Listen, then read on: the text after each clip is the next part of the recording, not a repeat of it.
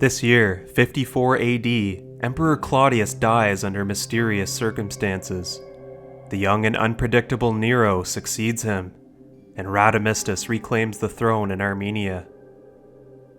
Welcome to the Yearly Histories, where we will highlight the major events that take place in the Common Era, year by year. Last year, we saw Nero marrying the daughter of Emperor Claudius, Tiridates, the brother of the Parthian king, taking the throne of Armenia, and a young boy named Taizhou being selected as the new king of Goguryeo.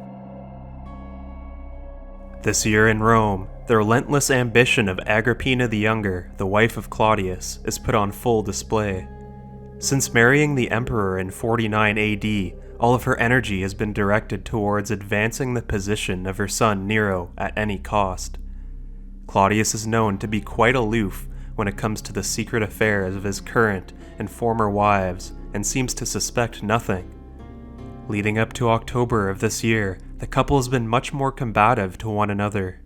Claudius openly laments his bad wives and begins to comment on his biological son Britannicus's approaching manhood with an eye towards restoring his status within the imperial family. Agrippina knows in her mind that she cannot allow this to come to pass. It's at this point that Claudius, now 63 years of age, falls seriously ill after eating mushrooms at a banquet in the imperial palace. In no time at all, the affliction takes the emperor's life. Nearly all sources implicate Agrippina the Younger, claiming that she had Claudius killed with poison mushrooms, and knowing her reputation, she did have the motive and guile to do so. Whether or not she played a role in the affair, her main objective was fulfilled. Claudius died before he could elevate Britannicus above her son, and that very same day, the 16-year-old Nero becomes the newest and youngest emperor of Rome. His tutor, Seneca the Younger, prepares Nero's first speech before the Senate. During this speech, Nero speaks about, quote, eliminating the ills of the previous regime, unquote. Quote, he promised to follow the Augustan model in his principate, to end all secret trials intra cubiculum, to have done with the corruption of court favorites and freedmen, and above all, to respect the privileges of the Senate and individual senators, unquote. Nero's respect for senatorial autonomy, which differs from Caligula and Claudius, is generally well received by the Roman Senate. In addition, much like every emperor since Tiberius, Nero donates a generous bonus to the Praetorian Guard. To the plebs, he awards a cash sum and pledges to lower taxes and maintain the grain supply at a stable price. However, it is quite clear that Agrippina still holds a tight grip on her son and clearly intends to rule through him. Coins minted at the beginning of his reign, typically portraying the emperor alone, unusually feature his mother alongside him. In the city of Caesarea, on the eastern Mediterranean coast, civil unrest breaks out between the resident Jews and pagans. Quote, the Jews of Caesarea were outraged when the Greeks set up images and symbols in a synagogue, sparking bitter disputes. The Jews took up arms and assembled in the marketplace, unquote. The armed Jews, using clubs and swords, clash with Greeks and Roman forces, while the Roman procurator, Antonius Felix, struggles to control the unrest. He sends representatives to Rome to have Emperor Nero adjudicate the civil dispute. Nero ultimately rules that the non-Jewish residents have legal civic precedence in Caesarea, and formally relegates the Jews to second-class civic status in Caesarea, denying them full participation in city governance. Elsewhere, Nero and his advisors are keeping an eye on the situation in Armenia after the yearly martial turbulence which began in 51 AD. Gnaeus Domitius Corbulo arrives in the east and takes up an assignment as governor, with a secret brief from Nero and his chief ministers, Seneca and Burrus, to return Armenia to the Roman Empire. Corbulo has distinguished himself in past years as an effective commander and administrator in Germania, defending the frontier against Germanic raiders, training local garrisons, and bolstering fortifications in a successful manner, and he will look to find similar fortune here in the east.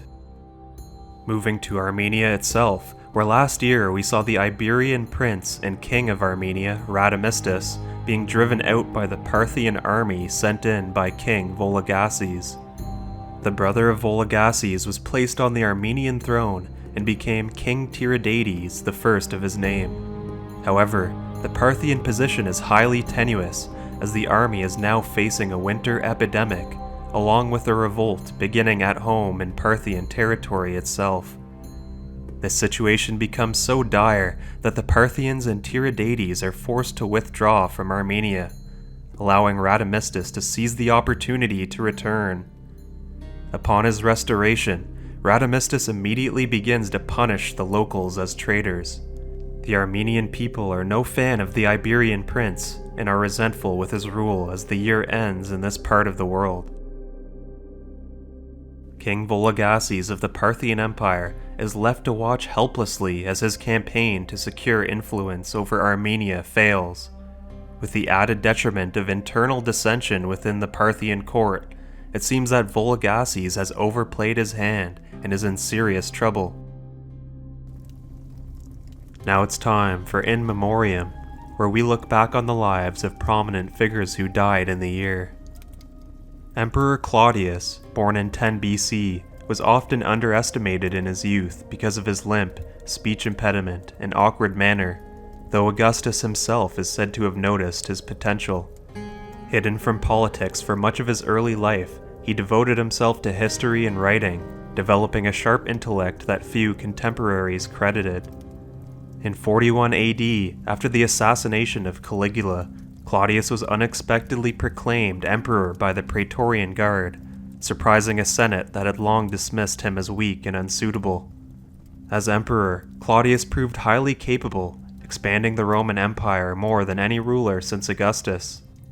His most famous military achievement was the invasion and annexation of Britannia in 43 AD, a difficult conquest that secured long-term Roman control. He also oversaw the incorporation of other territories into the empire, such as Thrace, Mauritania, and Judea.